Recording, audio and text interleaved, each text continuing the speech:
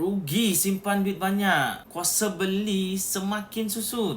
Sebelum tu share dulu video ni untuk rujukan anda. Tuan-puan pernah fikir tak satu perkara ni, 10,000 hari ini tak sama dengan 10,000 10 tahun dulu. Dan 10,000 hari ini tak sama 10,000 akan datang. Contoh paling mudah, telur. Telur ayam tahun 2025, harga telur itu sekitar 20 sen. Saya dulu RM1 boleh dapat 5 biji telur.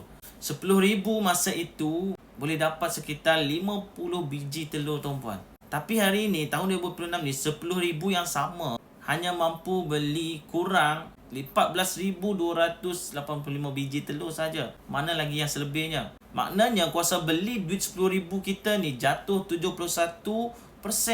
Inilah yang dipanggil inflasi, tuan-puan. Duitnya sama 10,000 tapi nilainya semakin mengecil, dapat barang yang semakin sikit.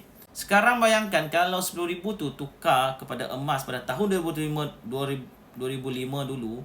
Masa tu harga emas 50 segram saja dan boleh dapat sekitar 200 gram emas. Hari ni tahun 2026 harga emas sekitar 700 segram. 200 gram emas tu bernilai 140,000, tuan-puan.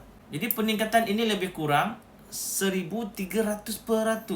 Inilah beza antara simpan duit dan menyimpan aset macam emas ni. Duit disimpan, nilainya makin menyusut. Tapi emas kita simpan, nilainya semakin meningkat. Jadi soalan saya kepada tuan-puan, nak simpan duit yang dimakan inflasi ataupun tuan-puan simpan dalam bentuk emas yang nilainya firm naik untuk jangka masa panjang? Kalau tuan-puan nak mula simpan emas, tengok video 5 langkah untuk mulakan simpan emas. Kalau tuan-puan nak lebih banyak ilmu kewangan dan emas, jemput follow dan komen.